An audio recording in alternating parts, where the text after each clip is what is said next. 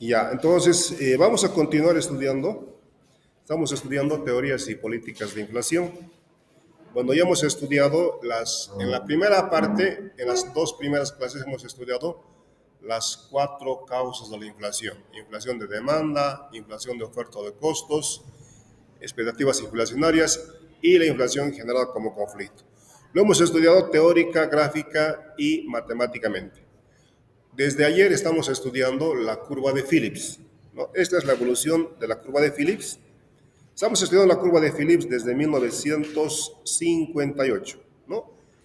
La curva de Phillips original de 1958 es una relación entre la variación de los salarios monetarios y la tasa de desempleo. Les decía, en resumen, el trabajo de Phillips 58 fue un trabajo enteramente empírico. Reunió datos de variación de salarios monetarios y tasa de desempleo y encontró que había una relación inversa decreciente convexa entre ambas variables. Es decir, que si disminuía la tasa de desempleo, esa economía tenía elevados salarios y viceversa. Pero el trabajo de Phillips 58 no pudo justificar por qué esa curva tenía pendiente negativa. 2 años después, en 1960, otro economista británico, Richard Lipsey, provee la fundamentación teórica de la curva de Phillips, convirtiendo la variación de los salarios monetarios en la variación de los precios. La semana pasada hemos demostrado matemáticamente cómo se hace eso. ¿Ya? Ayer hemos estudiado, bueno, esa es la curva de Phillips de 1958, la de 1960 es la curva de Phillips más conocida, como la relación entre la tasa de desempleo y la tasa de inflación. ¿Ya?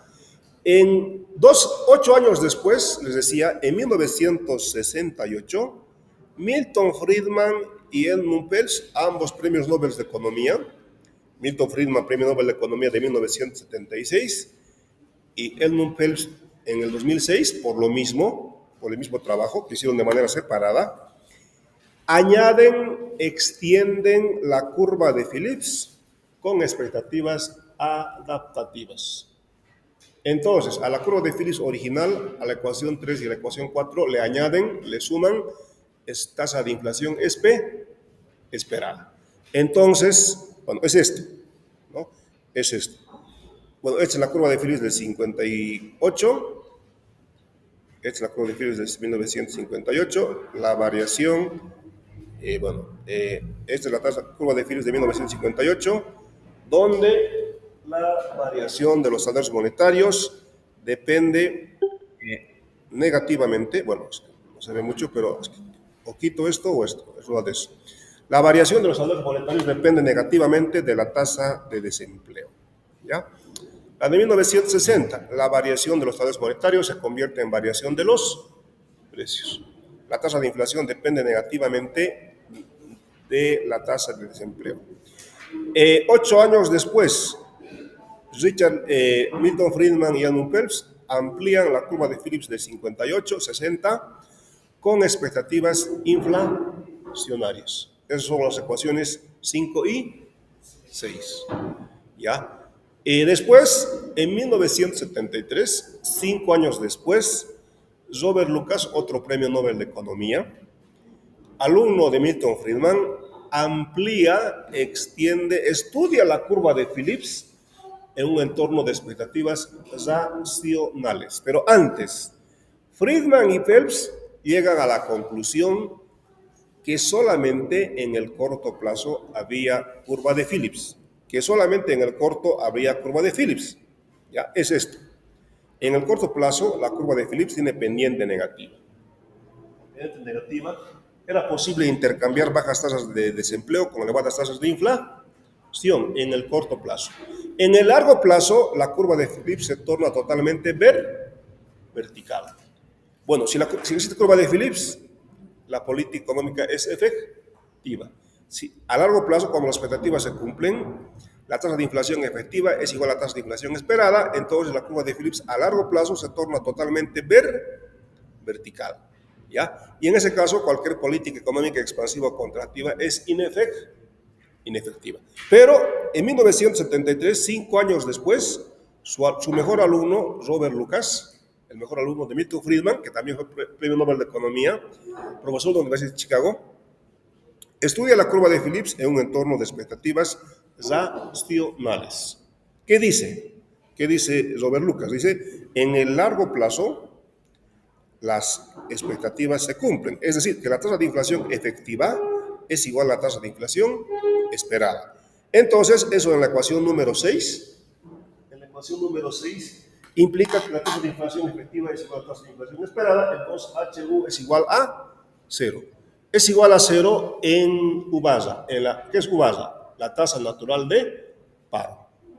Entonces, ¿y qué es la tasa natural de paro? La tasa de desempleo compatible con cualquier tasa de inflación. ¿Ya?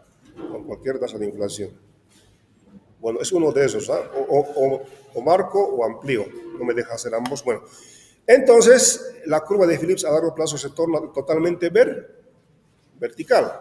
Entonces la curva de Phillips. Ahora, según Lucas, la curva de Phillips, tanto a corto como a largo plazo, tiene pendiente, es totalmente vertical. Entonces el alumno fue mucho más que el profesor. Tanto en el corto como en el largo plazo, la curva de Phillips es totalmente vertical. Ese es el gráfico de Lucas 73. Tanto en el corto como en el largo plazo, la curva de Phillips se torna totalmente vertical. La economía pasa directamente de A a B, según Robert Lucas. ¿Ya? Es decir, que la política económica es inefectiva.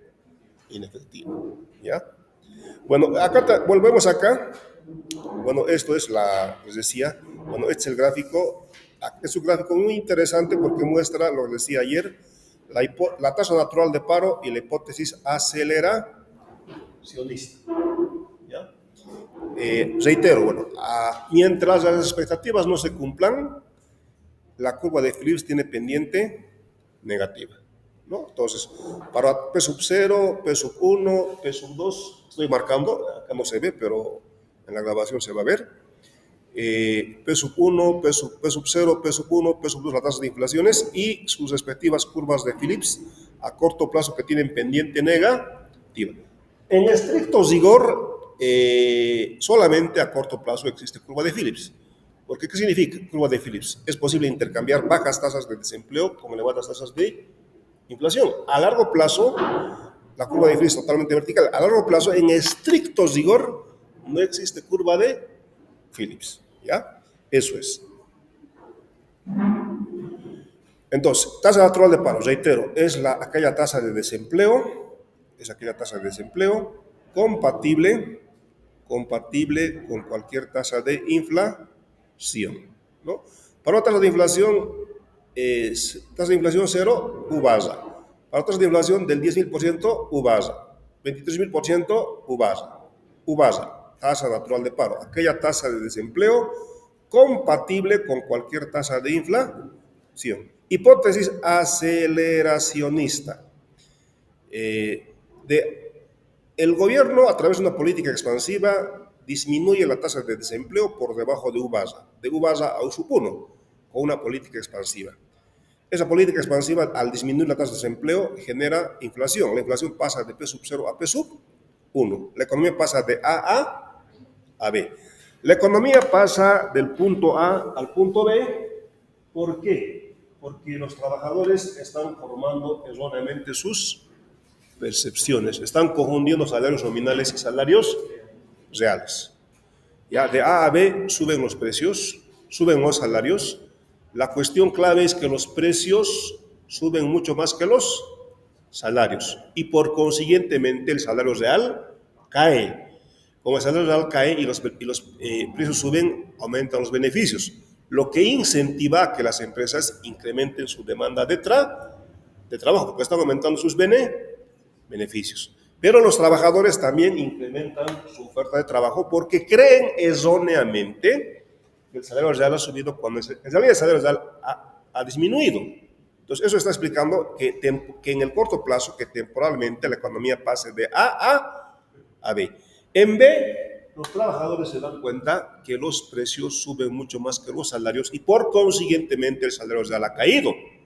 Entonces, ¿qué van a hacer? Van a disminuir su oferta de trabajo, con lo cual de B a C aumenta la tasa de desempleo. Nuevamente, estando en C, el gobierno implementa una política expansiva, bajando la tasa de desempleo por debajo de U barra, generando inflación. Hipótesis aceleracionista. Cualquier política expansiva que disminuye la tasa de desempleo acelera ¿qué cosa? Los precios. Por eso mi hipótesis aceleracionista. ¿Ya? Eso. Pero eso es en el corto plazo. En el largo plazo la economía pasa de A C y de C a E, siendo a largo plazo el único efecto incremento de los precios, ¿no? Eso es. Bueno, eso ya vimos ayer en realidad. No había nada novedoso, es este mismo gráfico, ¿sí? Dice, ¿no? Introducción de las expectativas adaptativas sobre la curva de Phillips. Eso es la tasa natural de paro. Y esta es la hipótesis aceleracionista. Bajamos la tasa de desempleo, pero generamos presiones inflacionarias. Ahora, subtítulos decían, seguimos con la evolución, pregunta examen, evolución de la curva de Phillips.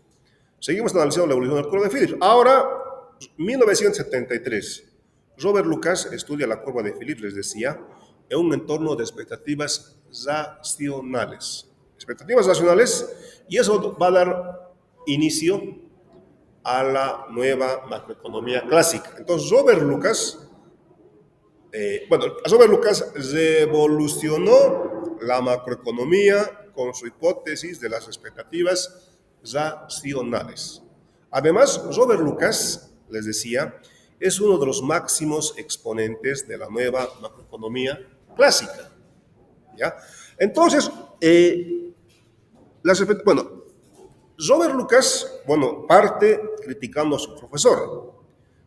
Recuerden que Milton Friedman desarrolló la hipótesis de expectativas adaptativas. Entonces, empieza con dos críticas. Dice, ¿no? Las expectativas adaptativas no incorporan la capacidad de aprendizaje por parte de los agentes económicos. Es decir, que los agentes económicos tenderían a cometer errores de manera sistemática y lo peor es que no aprenden de sus errores. Andan equivocándose todo el tiempo y lo peor es que no aprenden de sus errores. Primera crítica de Lucas a la hipótesis de las expectativas adaptativas. Segunda crítica. Dice, los agentes que forman expectativas acerca de la variación de una variable podrían considerar, dice, otros aspectos, otras variables que incluyen a la variable a predecir. Recuerden que bajo expectativas adaptativas, ¿cómo predecimos el futuro? Mirando solamente el pasado. Entonces dice, no, hay que introducir otras variables más relacionadas a la variable que queremos predecir. Bueno, como respuesta a estas dos críticas, entonces Robert Lucas introduce la hipótesis de las expectativas racionales en la macroeconomía, revolucionando la macroeconomía. ¿Ya? Y de hecho, Robert Lucas, le quita, si hay expectativas racionales, la política económica es inefectiva. Entonces, Robert Lucas quitó, Robert Lucas quita el instrumento al Estado, ¿no? Entonces, expectativas racionales, ¿qué significa? Que el valor esperado de una variable coincidirá con la esperanza matemática de dicha variable. Expectativas racionales. El valor esperado de la variable coincidirá con la esperanza matemática de dicha variable, condicionada en toda la información teórica y empíricamente relevante contenida en omega. ¿Ya? Omega es el conjunto de información teórica y empíricamente relevante. Bueno, eso es estadística. Bueno, lamentablemente ustedes todavía no estudian econometría, pero esa es estadística, ¿no? ¿Qué dice, por ejemplo? Que la tasa de inflación esperada, es igual a la esperanza matemática de la tasa de inflación efectiva condicionada en toda la información teórica empíricamente relevante contenida en omega. Ahora, E es esperanza matemática, ¿no? Omega, entonces, la esperanza matemática es un predictor insesgado de la inflación futura, dado condicionado en la información contenida en omega. ¿Ya? Entonces, omega es el conjunto de información. ¿Qué incluye omega? Omega incluye valores actuales y pasados. Omega incluye valores actuales y pasados de la variable a predecir. Omega incluye valores actuales y pasados de otras variables relacionadas con la variable que queremos predecir. ¿Ya? Omega, el conjunto de información, también incluye reglas de política económica seguida por las autoridades económicas, por las autoridades monetarias y fiscales. Hasta importa dónde estudió el ministro de Economía, dónde estudió el presidente del Banco Central de Bolivia. Bueno, si estudió, digamos, en un país, en una universidad medio keynesiana, pues va a ser keynesiano. Si estudió en una universidad muy liberal, va a ser muy liberal, va a ser dejar pasar. Omega también incluye las pautas de funcionamiento de los mercados. Conocimientos sobre el verdadero modelo macroeconómico por el que se rige la economía. ¿Ya? Entonces, la esperanza matemática es un predictor insesgado en el sentido de que los agentes económicos no tenderán a cometer errores de manera sistemática. Si se equivocan, se van a equivocar, pero muy de vez en cuando. Pero lo importante es que van a aprender de sus errores. Eso significa expectativas racionales. De tal manera que si alguna vez se equivoca, pero se va a equivocar, bueno, en omega está todas las variables que inciden sobre la variable a predecir, ¿ya? Pero se va a equivocar muy de vez en cuando por cosas tan inusuales como que llueva fuego. Eso no ha ocurrido. Como no ha ocurrido antes, yo no pude haber incorporado en mi omega, en mi conjunto de información. Entonces no pude haber predecido. ¿Ya? De tal manera que bajo expectativas racionales, si el agente económico se equivoca, se va a equivocar debido a un fenómeno eminentemente aleatorio. Entonces, la diferencia entre la tasa de inflación efectiva y la esperada va a ser un fenómeno eminentemente aleatorio. Es decir, casi nunca se equivoca. Si se equivoca, muy de vez en cuando, por cosas tan inusuales como que lleva fuego. Eso no ha ocurrido. Entonces, no pude haber predecido. Entonces, si se equivoca, va a ser debido a un factor eminentemente aleatorio, que es lo que se ve en 9'. Entonces, este símbolo es sí. Entonces, la diferencia entre la tasa de inflación efectiva y la tasa de inflación esperada es aleatoria. ¿Ya? Eso es. Eso es la curva de Phillips bajo expectativas racionales. ¿Ya? Bueno,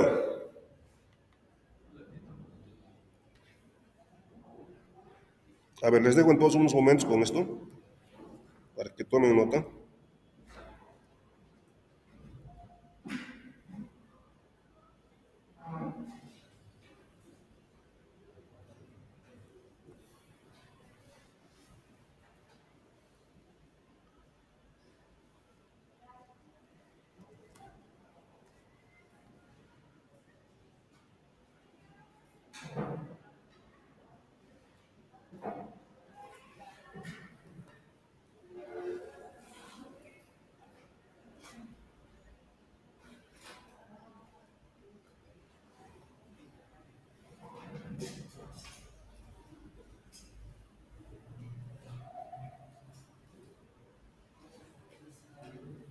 Eso también viene en el dossier, ¿no? Es lo que tenían como trabajo el capítulo 16 y 17. Ah,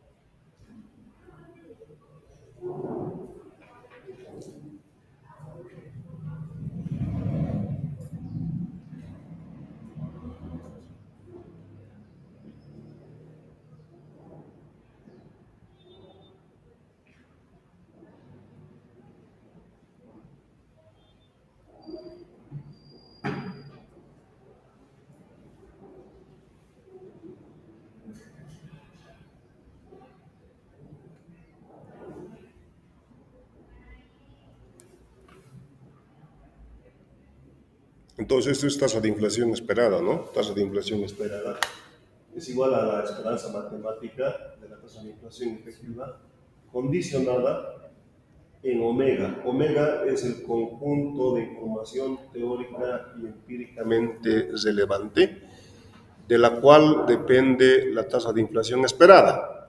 Si queremos predecir la tasa de inflación del futuro esperada, tenemos que tomar en cuenta qué cosa: valores pasados y presentes de la tasa de inflación, valores pasados y presentes de otras variables que influyen sobre la tasa de inflación. Por ejemplo, cantidad de dinero que emite el Banco Central de Bolivia.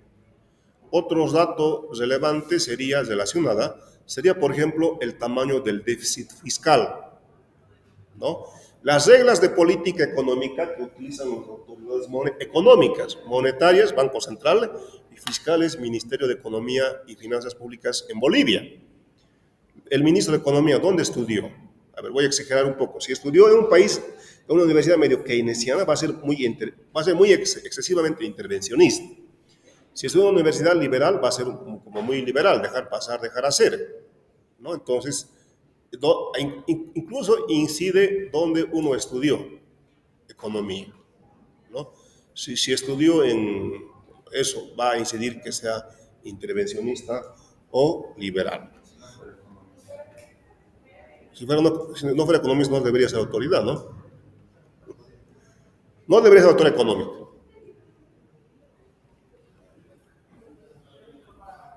Bueno, en general, los países que tienen mejores niveles de vida es porque sus gobernantes son, además de políticos, son científicos, ¿no? Sí, a ver, puede ser político, pero si eres solamente político, tienes que rodearte de gente muy competente, ¿no? Porque diría, no, político soy yo, por eso gano las elecciones, pero ya está bien, que seas político nomás, pero rodeate de la gente más competente posible en el área fiscal, monetaria, para una buena gestión de la economía, ¿no? Mejor si tú eres gobernante, el gobernante, además de político, es científico, porque le decíamos, ¿no? El economista como científico y el economista como científico, ¿no? Los economistas siempre, a ver, bueno, destacan, ¿no? A ver, no es porque sea economista, ¿no? Pero los economistas actúan como científicos y como políticos. Como científicos, les decía, describen y explican los fenómenos económicos tal y como son. Primer requisito para ser científico: objetividad. Las cosas tal y como son. Es plenamente legítimo.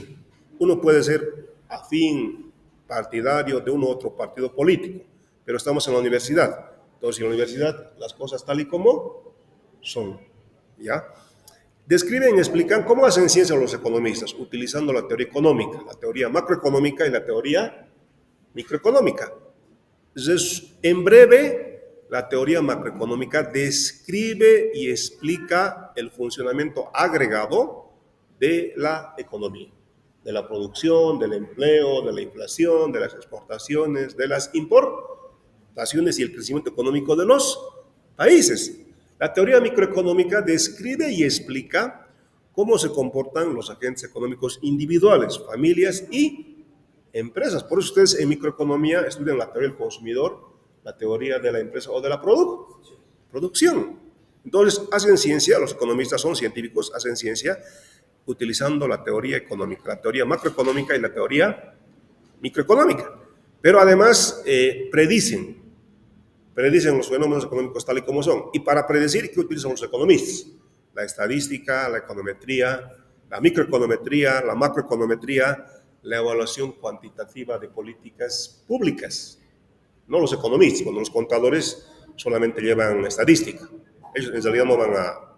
Los ingenieros financieros predicen la economía, el funcionamiento de la economía utilizando la estadística y la econometría. Solamente llevan eso. Ustedes llevan, además de econometría, llevan econometría 1 y econometría 2, aunque no llevan como deberían llevar. Un economista debería entonces tener una sólida formación en la teoría económica. Sí, debe tener conocimientos de tal manera que lo ubique en la frontera de la ciencia económica, pero también una formación cuantitativa. ¿No? Los de San Simón en general no tienen muy buena formación teoría económica, mucho menos en el área cuantitativa, ¿no? Entonces hay que mejorar eso. Y de hecho se está trabajando en eso, ¿ya? Eso. Entonces debería ser economista. No es porque sea así, pero digamos, en general, les decía, los países que tienen mejores niveles de vida, pues, porque sus gobernantes, además de políticos, son científicos. Es decir, no solamente somos científicos para conocer más, somos políticos porque proponemos, como político, el economista propone, prescribe, recomienda una medida de política económica para resolver el problema. Siempre digo, no, el economista que asesora gobiernos es como un médico. Como médico identifica la causa del problema, ¿no? Identifica la causa del problema macro o microeconómico.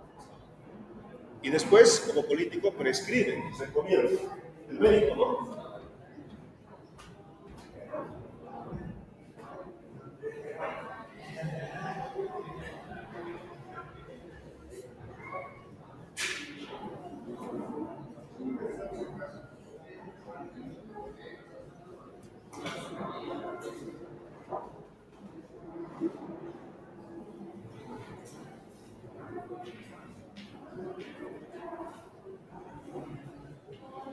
Entonces, les decía, como científico, identifica la causa del problema, macro o microeconómico. Por ejemplo, en el ámbito macroeconómico, un hecho estilizado es que cada vez las economías crecen menos. No solamente Bolivia, el mundo crece cada vez menos.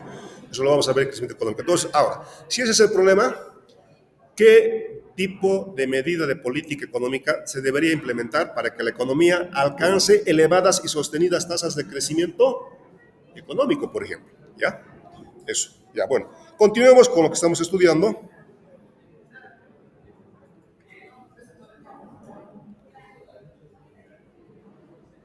La hipótesis de las expectativas racionales fue utilizada por primera vez, bueno, fue desarrollada acá aparecía por John Mood en 1961, ¿ya?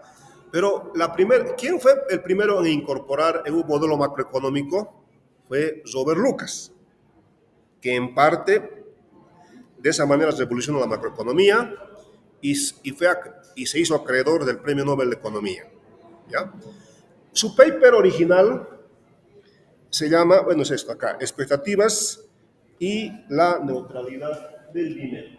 Es un artículo de abril de 1972. ¿Ya?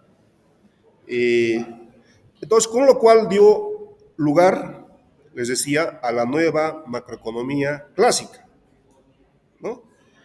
Que fue una alternativa a la escuela de pensamiento económico predominante hasta ese entonces, que era el keynesianismo. ¿Ya? Pero ya antes habían desarrollado sus contribuciones Milton Friedman y Phelps, cuestionando la predominancia del keynesianismo. ¿Ya? Bueno, acá tenemos la ecuación número 6, ¿no? La ecuación número 6 es la que ustedes conocen.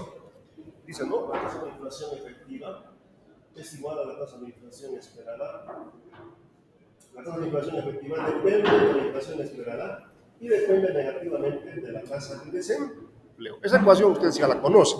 Ahora, hemos reemplazado HU, bueno, cuando aumenta la producción, aumenta el empleo.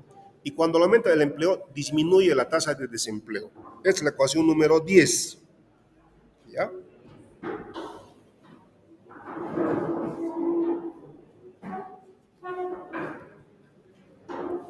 Ahora, según Robert Lucas, bajo las expectativas racionales, el error que cometen los agentes económicos es meramente aleatorio. Es meramente aleatorio. La diferencia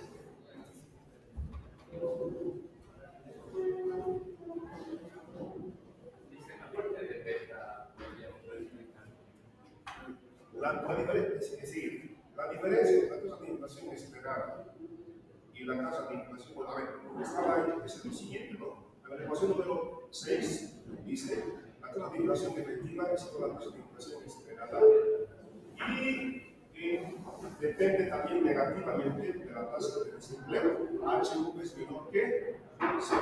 Es la ecuación número 6. Es la ecuación número 6. Ahora, lo que hacemos es lo siguiente. Dice la tasa de inflación efectiva depende positivamente de la tasa de inflación esperada y negativamente de la tasa de desempleo. Ahora, la tasa de inflación efectiva es igual a la tasa de inflación esperada y esta parte es menos beta U menos U de E. ¿Cómo se llama esto? Inflación de demanda. Es inflación de demanda. Ustedes ya saben, esto es la inflación de demanda. La inflación que ocurre cuando la demanda agregada es mayor que la oferta agregada. Inflación de demanda. La primera causa, históricamente, y la segunda causa de la inflación es la inflación esperada. Es eso. El solo hecho de esperar la inflación provoca inflación. Y esta es la ecuación número 10. Ahora,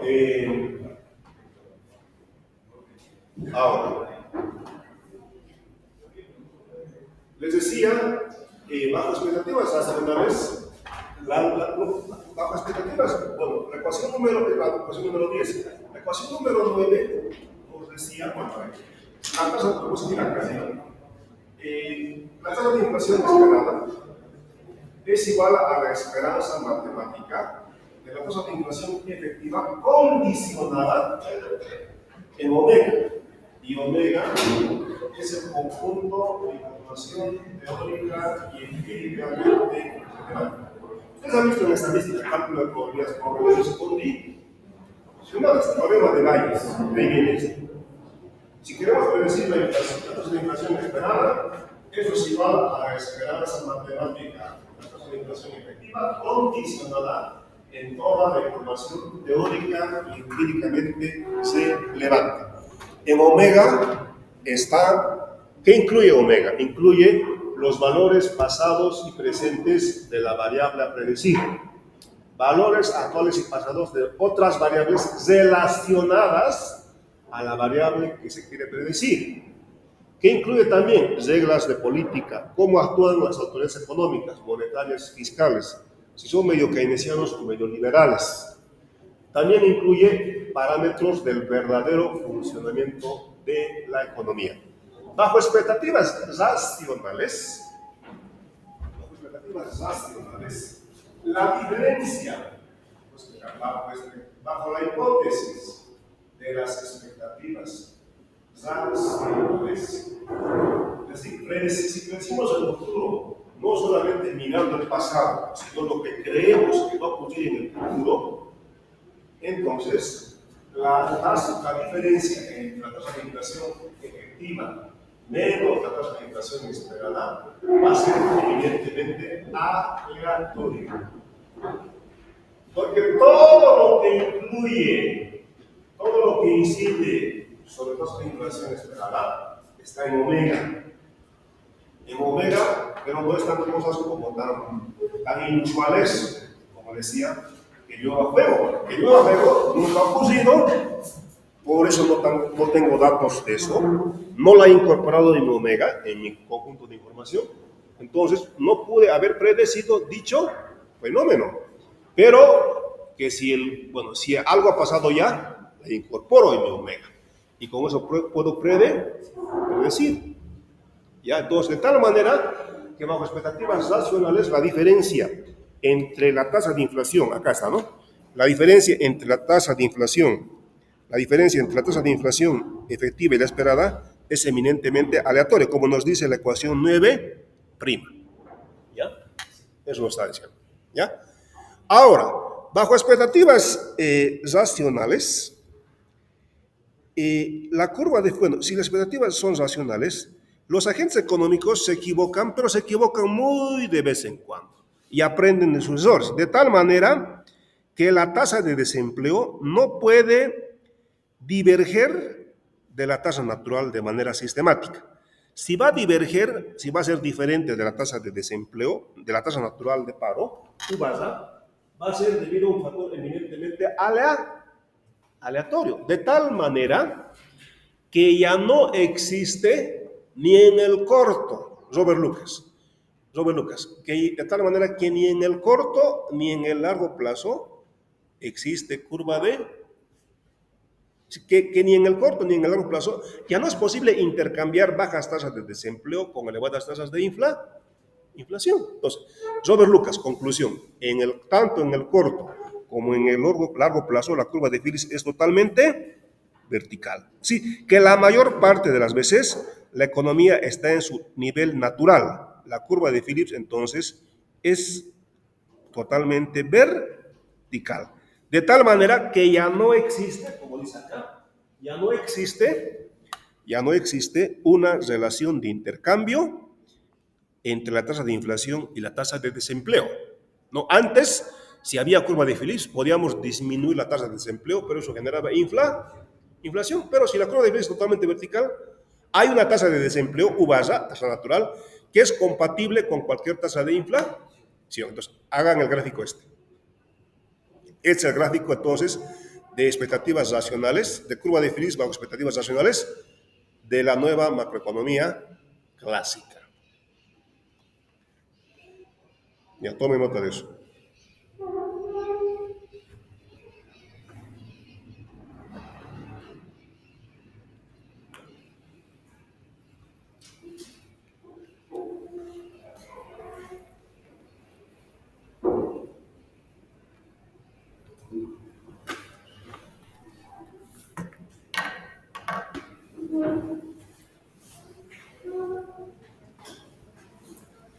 Tomen nota porque uno aprende escribiendo, ¿eh?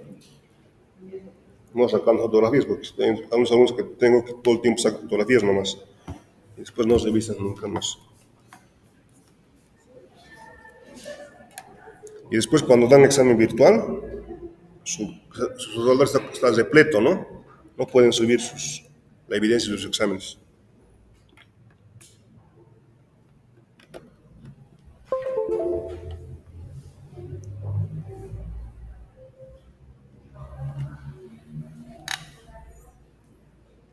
No se ve lo que es, ¿no? En la grabación se va a ver, pero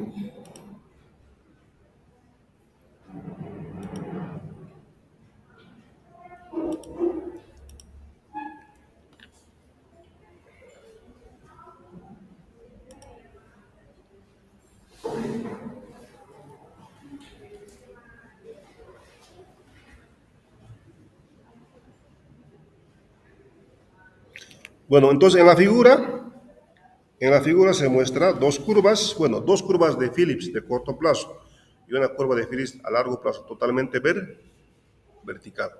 Pero en realidad, según la curva de Phillips, la economía pasa tanto en el corto como en el largo plazo de a B. ¿No? El único efecto de cualquier política expansiva o contractiva es incremento hay inflación o deflación, pero ningún efecto sobre la producción, sobre el empleo. ¿Y eso significa qué significa? Que el dinero es neutral, que las variaciones de la cantidad de dinero no afectan a las variables reales, producción y empleo, no afectan. ¿No? Dinero neutral, y también hay un término que se llama eh, dicotomía clásica. Dicotomía clásica significa dico. Puedo dividir la economía en dos sectores. Sector real y sector nominal o monetario. De tal manera que el sector nominal, la cantidad de dinero, no influye, no incide en el sector real, en el empleo, en la producción. Y de hecho, matemáticamente hay un bloque, las primeras ecuaciones son ecuaciones de las variables nominales, cantidad de dinero, precios, y las últimas ecuaciones son de las variables reales. Las variables reales, nominales, cantidad de dinero, precios, no inciden sobre las variables reales. Es decir, que las variables reales se resuelven independientemente de las variables nominales, que el dinero es neutral, que aumente o disminuye la cantidad de dinero no afecta a la economía. Ya, hay dos conceptos, van a ver en teoría monetaria. Neutralidad del dinero. Bueno, bajo la nueva macroeconomía clásica, el dinero es neutral. Las variaciones de la cantidad de dinero no afectan a la economía. Hay otro concepto, dicotomía clásica. Es posible dividir, separar la economía en dos sectores. Sector nominal, que incluye cantidad de dinero, nivel de precios, y un sector real, que incluye variables como la producción, el empleo. La cuestión es que bajo dicotomía clásica, las variables nominales, cantidad de dinero, no afectan a las variables reales, producción y empleo. Por tanto, la política económica es inefectiva. ¿Ya?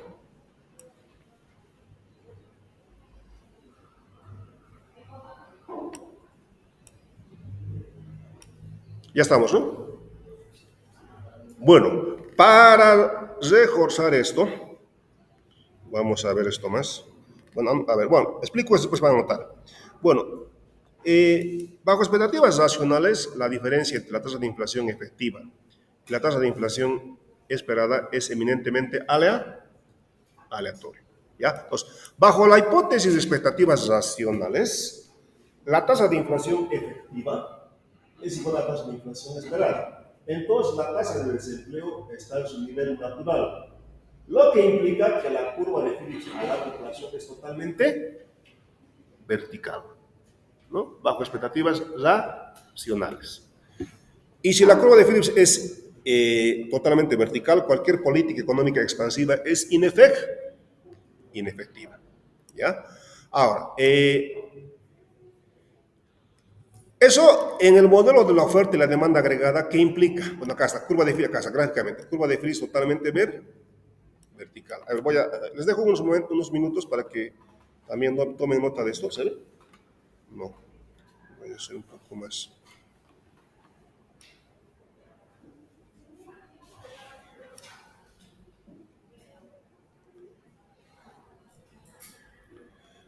Ya, bueno, eh, esto es equivalente en el modelo de la oferta-demanda agregada, que la tasa de inflación efectiva, bueno, en el modelo de oferta-demanda agregada, los cuatro modelos que hemos estudiado, si la tasa de inflación efectiva es igual a la esperada, la producción está en su nivel de empleo. Entonces la oferta agregada a largo plazo es totalmente vertical.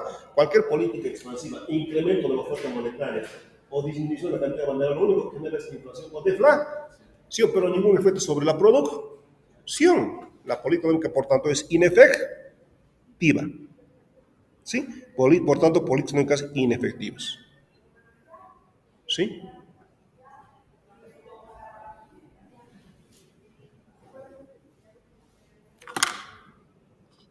políticas económicas inefectivas. Vamos a repetir las nacionales.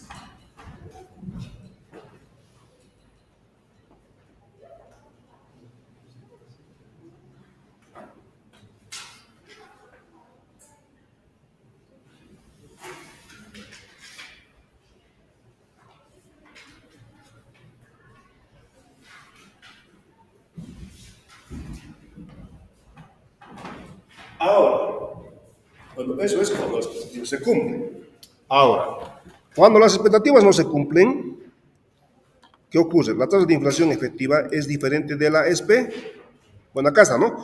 La política económica es efectiva. eh, bueno, cualquier política económica expansiva o contractiva bajo expectativas nacionales es inefectiva, ¿no? Acá está. Bajo expectativas nacionales, aumente o disminuye la tasa de desempleo. El incremento de los precios es igual al incremento de los salarios. Entonces, la salario real es constante. Y si el salario real es constante, ni los trabajadores van a ofertar más trabajo, ni las empresas van a demandar más trabajadores. Entonces, la producción y el nivel de empleo van a estar en sus niveles naturales. Curva de Phillips totalmente vertical, oferta agregada al proceso totalmente vertical. Por tanto, cualquier política económica es inefectiva, porque la producción y el empleo van a seguir siendo constantes. Ahora, la política económica es expansiva, es efectiva cuando las expectativas son adaptativas, ¿no? Entonces, en este caso, resulta, bueno, la explicación es el modelo de percepciones erróneas de los trabajadores. Modelo de percepciones erróneas de los trabajadores. Les dejo unos minutos acá. Bueno, explico. Eh, bajo expectativas, bajo expectativas, bajo el modelo de Prima 68, los precios suben mucho más que los salarios. Los precios suben mucho más que los salarios. Por consiguientemente, el salario real cae, el salario real disminuye. Y como el salario real disminuye, ya está. Como el salario real disminuye, incrementa, salario real disminuye. Eso provoca incremento de la demanda de trabajo de las empresas. ¿Es racional que hagan eso las empresas? Sí, está bien. Pero también los trabajadores incrementan su fuerza de trabajo. ¿Está bien eso? No, está mal. Los trabajadores están aumentando su fuerza de trabajo porque creen erróneamente que el salario real ha aumentado. A veces el salario real ha disminuido. Como aumenta la demanda de trabajo, aumenta la fuerza de trabajo, aumenta el nivel de empleo de la economía, con lo cual incrementa la producción. Por tanto, la política económica es efectiva, ¿no? Es un buen resumen de todo lo que hemos estado viendo.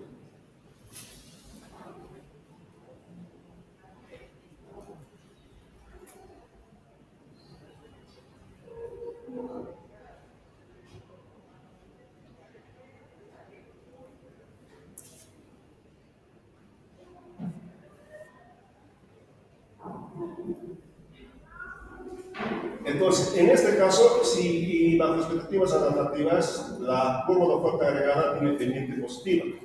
La curva de Phillips tiene pendiente bajo expectativas adaptativas. La curva de Phillips tiene pendiente negativa, ¿no? Y la oferta agregada a corto plazo tiene pendiente positivo. Por tanto, cualquier política económica es efectiva.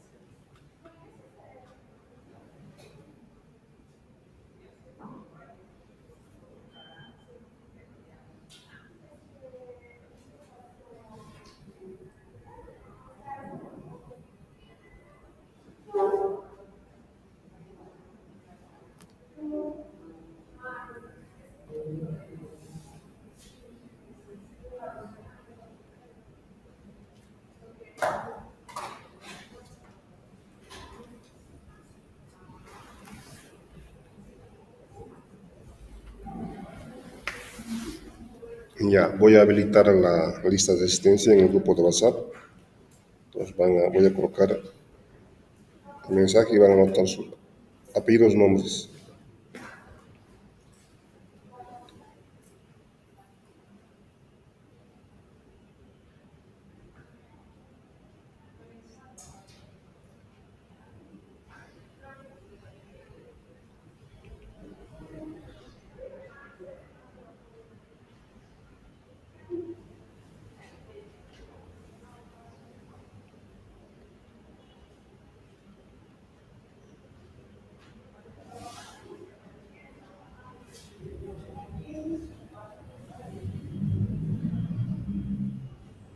Ya está habilitado. Ah, no, tengo que habilitar, ¿no?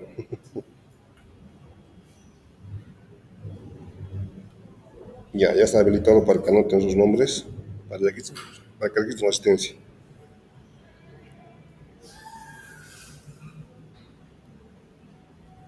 Va a estar abierta 5 minutos, puedes darle. Ya, tome nota de eso y después continuamos.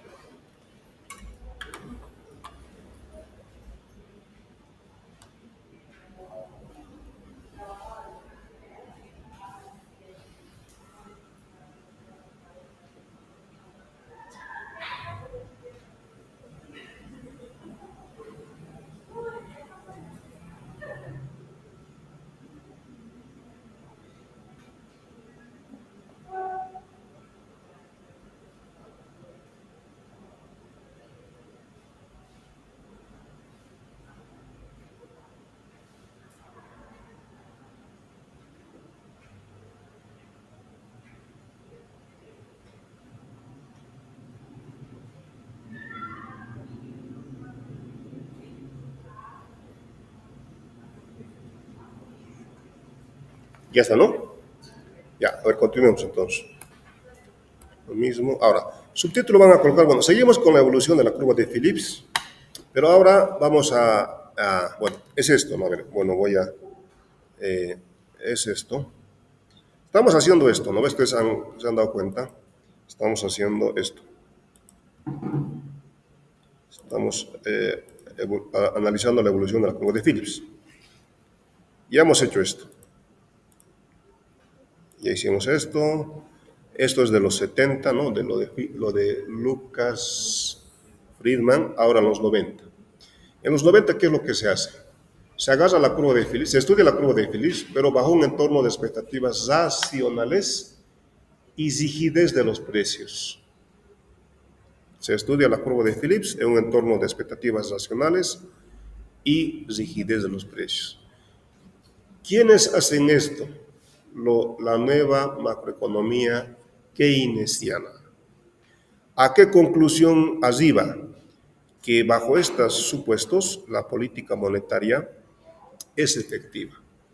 Es decir, que es posible intercambiar, trade-off, bajas tasas de desempleo con elevadas tasas de inflación. Por tanto, según los neo-keynesianos, la política económica es efectiva.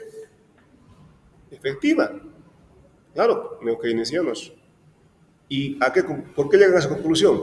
Debido al supuesto de la rigidez de los precios. ¿Ya?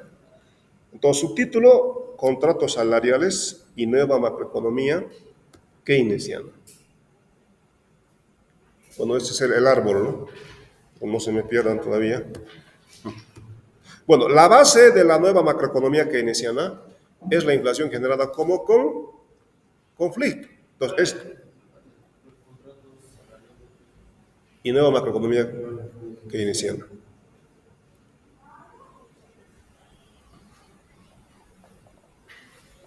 Bueno, a ver, en resumen, les decía, ¿qué es lo que se va a hacer? Se va a estudiar la curva de Phillips con expectativas racionales y rigidez de los precios. Ahora, según los neokeynesianos, ya no estamos viendo.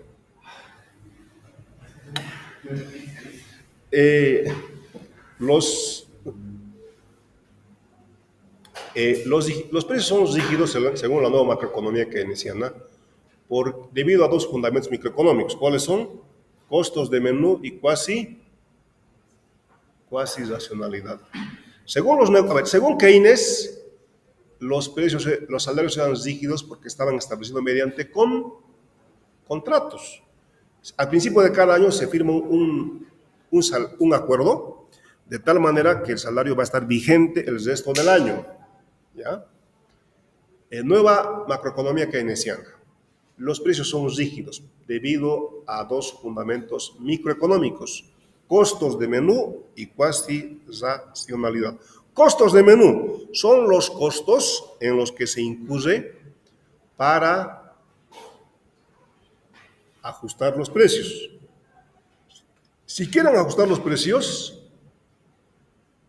implica incurrir en costos. ¿Cómo cuáles? Determinar el nuevo precio que se va a cobrar. Imprimir y distribuir el catálogo con los nuevos precios. Esos son los costos de menú. Si quieren ajustar los precios, tienen que incluir en esos costos. ¿Ya? Ahora, bien, ¿tiene sentido? ¿Es racional? ¿Sería racional? Bueno, empresas, si les cuesta producir más, tienen que ajustar sus precios, tienen que ajustar sus precios, tienen que ajustar sus costos, tienen que subir los precios. Pero sí y solo sí, con ese incremento, con ese ajuste, van a obtener mayores beneficios. ¿Tiene sentido ajustar los precios de empresas si van a obtener mayor beneficio? Entonces, lo cuasi racional, lo racional sería ajustar los precios. Lo cuasi racional es que, a pesar de que van a incurrir en pérdidas, no van a ajustar los precios, porque esas pérdidas son de segundo orden, son pequeñas. Porque si van a ajustar los precios, van a provocar molestia de la clientela. Y sus clientes se van a ir al restaurante del frente, ya no los van a comprar a ustedes. Entonces eso se llama cuasi racionalidad. No, vamos a mantener nomás constante los precios, porque primero, no van a obtener mayores beneficios. Lo peor es que van a generar molestia a su clientela, que va a cambiar de restaurante. Entonces, mejor nomás mantengo fijos, constantes los precios. Entonces, resumen, ¿por qué los precios son rígidos? Nueva macroeconomía keynesiana, costos de menú y cuasi racionalidad.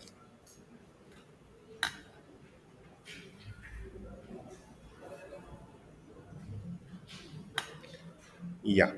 Ahora, bueno, el fundamento de la nueva macroeconomía, bueno, ¿cuál es la cuarta causa de la inflación? La inflación se genera como conflicto, ¿no? Entonces, el fundamento de la nueva macroeconomía keynesiana es la inflación generada como conflicto. Y ustedes ya saben, y es pregunta de examen. Al otro grupo le dije que examen no han estudiado, no hemos respondido. Bueno, la inflación generada como conflicto tiene tres bloques, ¿no? Salario real negociado, salario real de precios y el tercer bloque de empleo. ¿Ya vimos esto? Sí, ya vimos esto. Y voy a ir por un momento solamente a mostrar eso. Es esto. Inflación era como conflicto, ¿no? Salario real negociado, salario real de precios y el bloque de no, esto todavía no. Esto es. A ver, voy a ir por un momento eso.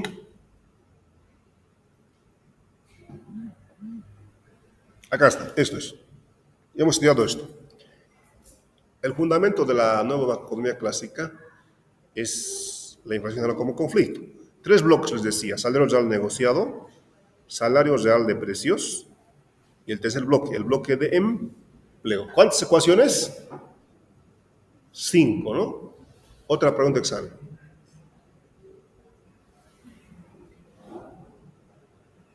Fíjense sus cuadernos. Inflación era como conflicto. Salario real negociado, salario real de precios y el bloque de empleo con 5 ecuaciones.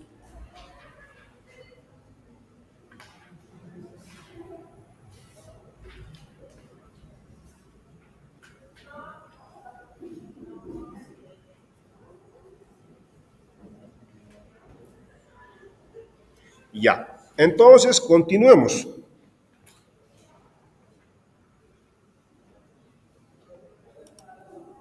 Es esto, ¿no?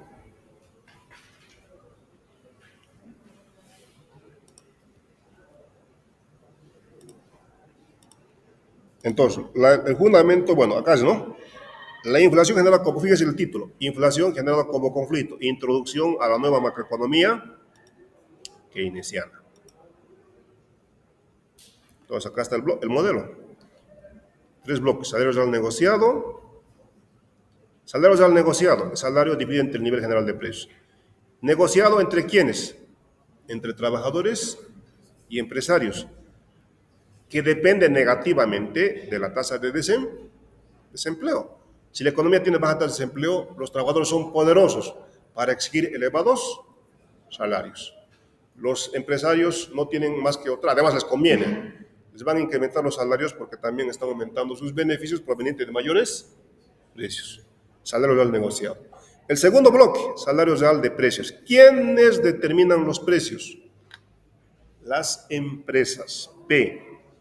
Determinan las empresas. ¿En función a qué cosa? Uno, en función al costo variable medio. Y en función al delta o mu, no importa. Delta o mu es el margen de beneficio. Entonces, el precio que va a cobrar la empresa monopolista va a depender del costo variable medio y del margen de beneficio. Si el costo variable medio es 100 bolivianos de la silla y quiero obtener un mu, un delta de 50%, ¿cuánto voy a cobrar por la silla de precio? 100, 150. 100 de lo que me ha costado producirla y 50 del beneficio que quiero obtener sobre mi inversión. ¿Por qué puedo hacer eso? Porque soy un monopolista. Fabrico una silla que no es cualquier silla, es una silla bien particular. Uno se sienta en la silla, piensa en el lugar que quiere estar y aparece en ese lugar, ¿no? El único que conoce esta tecnología es mi empresa. Por eso por el precio que quiero. Salario real de precios, hemos despejado acá. Salario real de precios. Salario real, porque es el salario dividido entre el nivel de precios, porque lo que se ha determinado son los precios. El tercer bloque, el bloque de empleo, N. ¿El empleo de qué depende? Positivamente de la producción, y la producción es igual a la demanda agregada, y depende negativamente, lo que está en el denominador, de la productividad media del trabajo. Gráficamente, este es el salario real negociado. A ver, bueno, en el examen de ayer, bueno, no de ayer, del otro grupo, alguien me ha colocado zona de, acá dice, ¿qué dice? Zona de conflicto. Zona de confort me ha puesto.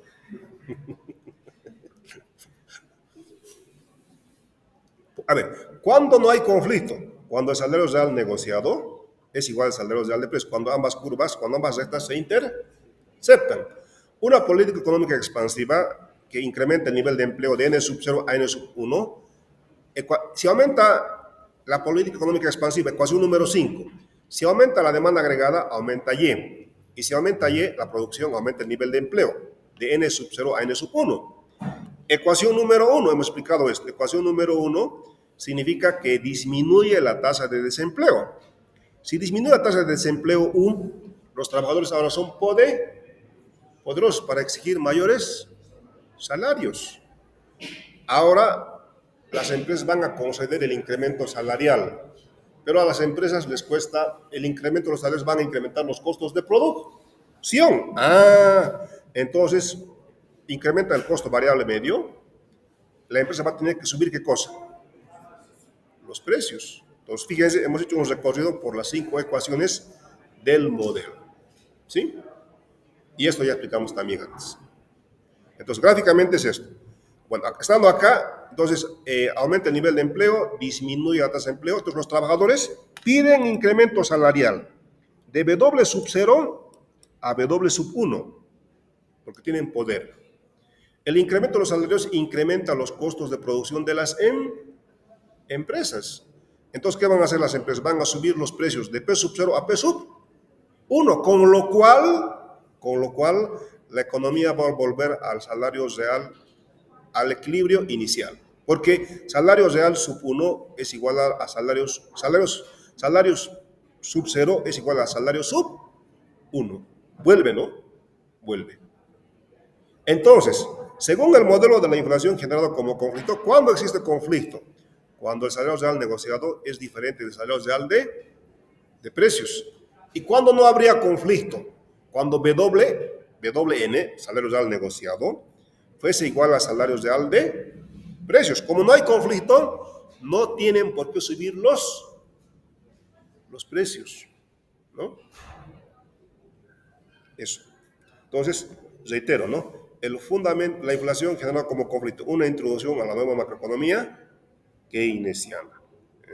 Hemos reiterado, recapitulado la inflación generada como conflicto. Ahora, bueno, ya saben, ¿no? Entonces, los supuestos del salario monetario se fija según depende negativamente de la tasa de desempleo, ¿no? Este es el salario real negociado. El salario real de precios. El salario real de precios depende de la productividad media del trabajo y de la margen de beneficio, ¿no? Esto es. ¿Y esto qué cosa es? Ustedes ya conocen. Bueno, vamos a ver eso. Vamos a ver paso por paso, ¿ya? Paso por paso, bueno, ya saben esto. Contratos salariales y nueva macroeconomía keynesiana. Según en la nueva macroeconomía keynesiana, el salario se establece a través de un proceso de negociación entre quienes, entre trabajadores y empresarios, que dependen negativamente de la tasa de desempleo. Es decir, que si la tasa de desempleo es baja, tenemos elevados salarios. Entonces, el salario real, a ver, no muestra mucho, no se va a ver mucho, pero igual, en el video sí se va a ver. El salario, bueno, al trabajador, ¿qué le interesa? Al trabajador le interesa,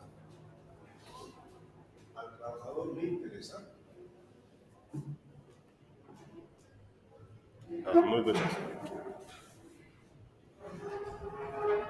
A ver, al trabajador le interesa el salario nominal, pero el salario nominal está afectada, está incluida por la evolución futura de los precios.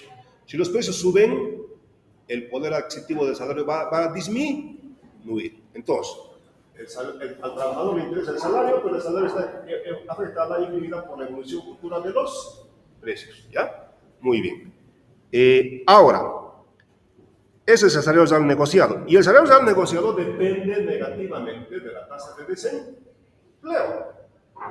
Ahora, la tasa de variación del salario real esperado, la tasa de variación del salario real esperado, a ver, derivada de un cociente, ¿a qué es igual? A la resta, ¿no? Entonces, la derivada de un cociente de una división que es igual a la resta. Entonces, la tasa de variación del salario real es igual a la diferencia, a la resta, entre la tasa de variación del salario menos la tasa de variación de la inflación esperada. B punto. ¿Ya? Ahora, la variación del salario real es igual al salario de hoy negociado menos el salario del periodo anterior, dividida entre el salario del periodo anterior. ¿Ya? La tasa de variación del salario realmente esperado es el salario real negociado menos el salario del periodo anterior, dividida entre el salario del periodo anterior.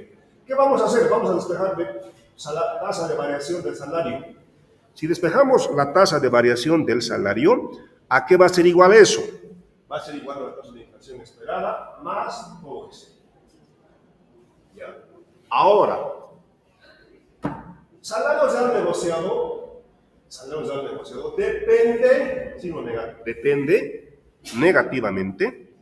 El salario real negociado, W sub n, super índice n, depende negativamente de la tasa de desempleo. Esa es la ecuación A. Y el salario del periodo anterior en realidad es el salario real de precios. Y el salario real de precios, ¿a qué es igual? Es igual a la productividad media del trabajo, PT, dividida entre 1 más μ. Ahora, reemplazamos el salario real negociado y el salario real de precios. Acá, reemplazando A y B, salario real negociado y salario real de precios, tenemos esta expresión. Copien esta expresión.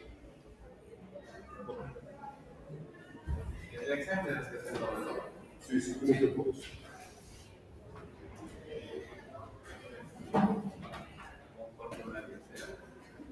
No es formulario, es analizar, ¿no? Todos a conectar. Todos. Ya, copien eso. A ver, copien, bueno, te voy a terminar de explicar, ¿ya? Entonces, pregunta de examen. A ver, reemplazamos el salario, tasa de variación de salario, reemplazando el salario real negociado, el salario real de precio. Haciendo todo eso, vamos a tener esto. ¿Ya? Esta es la ecuación número 11. Y la ecuación número 11 nos dice, ¿qué nos dice la ecuación número 11?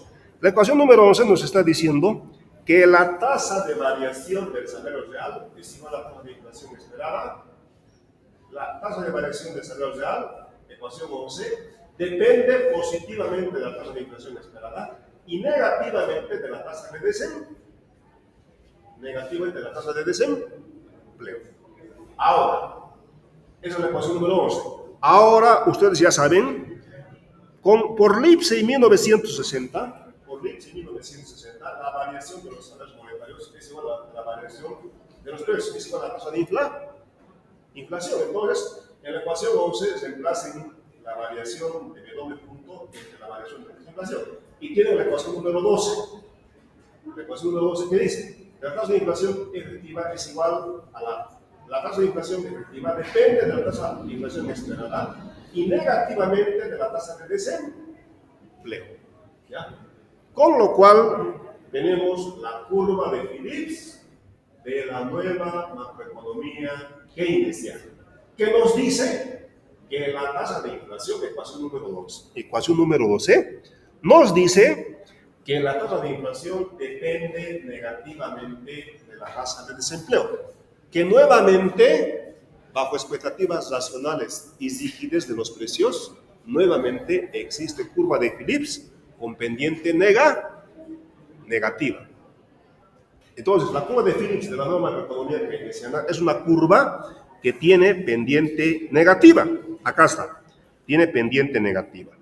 Es decir, que es posible bajar la tasa de desempleo, aunque generando inflación, que la política económica es efectiva. ¿No? Eso es. Ahora sí les dejo.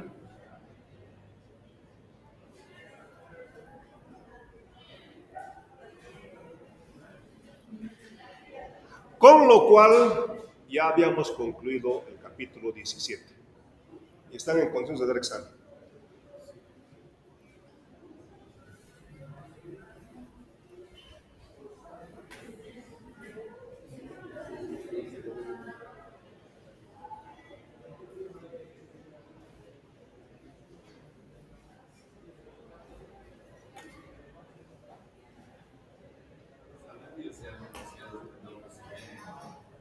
Salario real, sí, W minúscula. Salario real negociado, W minúscula, superíndice N. Salario real de precios, W minúscula, superíndice P. Salario real negociado, salario real de precios. Negociado entre trabajadores y empresarios, que depende negativamente de la tasa de desempleo, ¿no? Y W sub P, salario real de precios, que depende de la productividad media del trabajo y del margen de beneficio.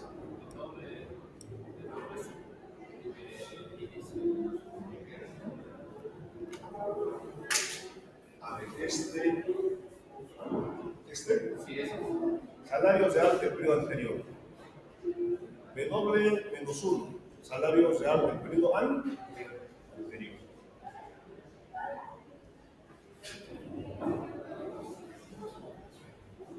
Entonces partimos de aquí, pues empezamos salario real negociado, salario real de precios, hacemos algo de álgebra y después definimos W sub beta sub 0 va a ser igual a todo eso.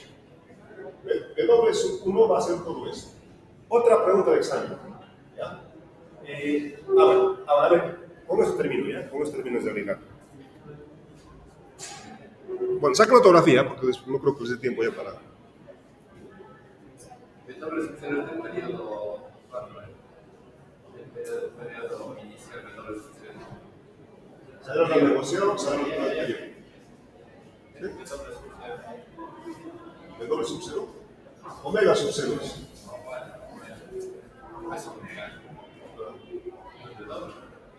W. Ya, a ver, para terminar. Ahora, en la ecuación número 12, a ver, atiendan esto. En la ecuación número 12, si la tasa de inflación efectiva, es igual a la tasa de inflación esperada, se van a anular. ¿Qué va a quedar? U va a ser igual a qué cosa. A ver, vamos a escribir acá. Voy a escribir derecho. Ecuación número 12. Ecuación número 12.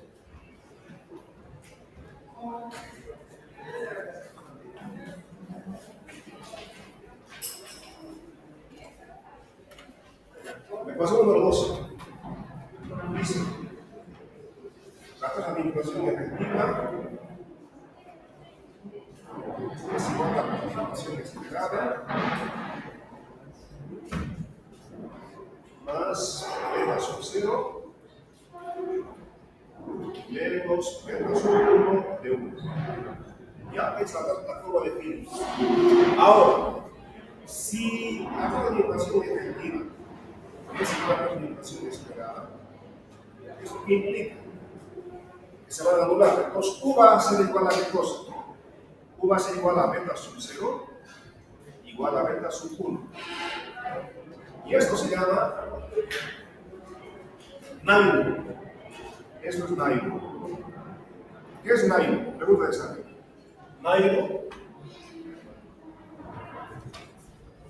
NAIRO en inglés NAIRO.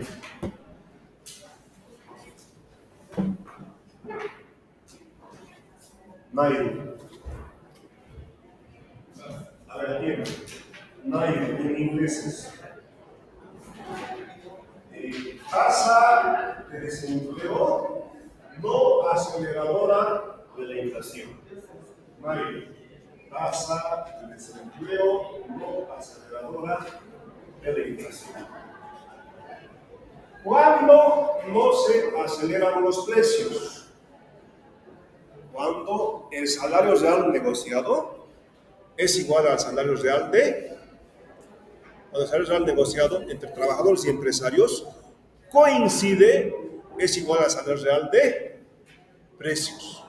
Entonces se va a dar NAIRO, van a demostrar, y voy a decir por qué sigue. NAIRO se da cuando el salario real negociado entre trabajadores y empresarios es igual al salario real de precios. Tienen que llegar a esto. Y para llegar a esto, van a reemplazar el valor de beta sub 0. U, reemplazan beta sub 0 su valor, beta sub 1 su valor, y van a hacer varios pasos y van a llegar al final a esto. Van a llegar tres puntos que el salario real negociado es igual al salario real de precios. Van a llegar a esto.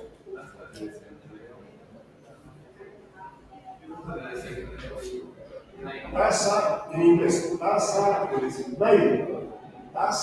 desempleo no aceleradora de la inflación. ¿Cuándo no hay inflación?